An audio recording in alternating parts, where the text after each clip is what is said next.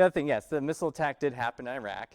And part of the group, one of the paramilitaries that were inside the PMC that this guy has allegedly worked with, that were supporters of a lot of Iran's policies, are the ones that basically stormed the U.S. embassy.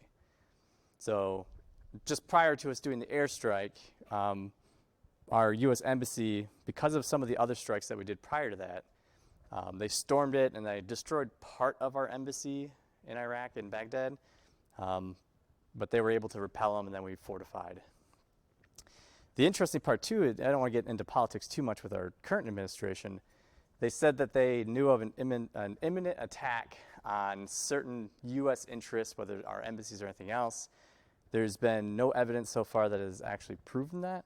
Now, whether you show that evidence or not, because it's a military secret, right, that balance between politics and what actually happened gets kind of shady. It also allows Iran to kind of save face. Yeah, we launched missiles at the U.S. installation. It is a tit for tat, though, because you can go back the last 40 years, Iran, America. Yep. It's all been bad shit done to each other. Yeah. So it was just weird that they went right for the head of it. They did, yeah. It's really strange that they were that bold, I would say. And a lot of, because you basically make one of the most popular men in Iran basically a martyr, which can always be very powerful for your opposition to rise up or use it as a calling of arms.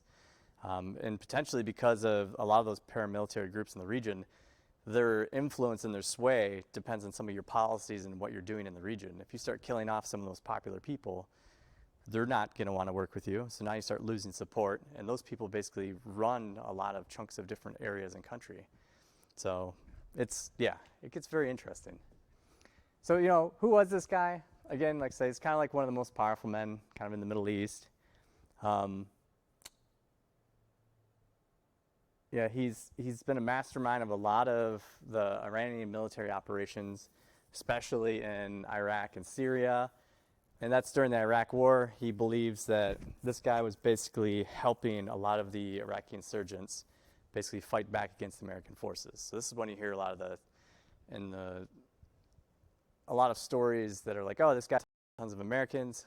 That was probably a big piece of where that number came from, because he was helping these insurgents fight back in Iraq. Also, he was behind an attempt to kill off a Saudi Arabia official in U.S. soil. I think it was U.S. soil, right?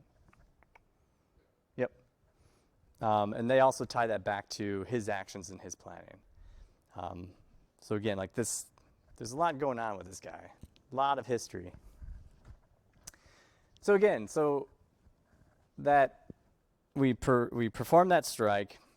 Riots in Iran pretty much spring up. Huge crowds are gathering. Angry people about Americans basically doing this. Now, what gets really interesting is I have this link that I'd love everybody to read this article, because it talks about really a difference between how they express their feelings and what words they use. And like, they use death rather commonly in their language.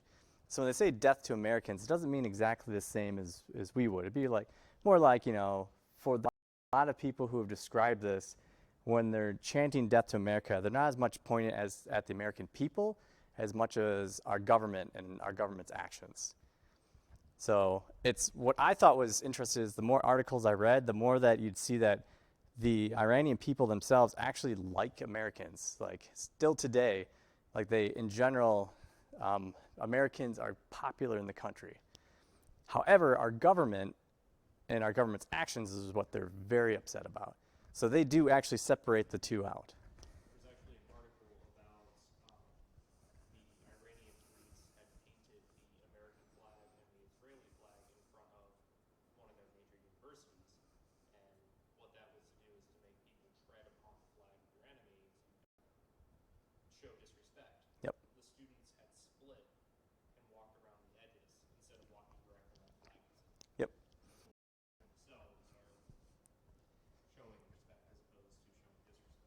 And it's hard to see that stuff unless you really dig into these politics and this history, because the first news lines that you see today, right, they're all scary.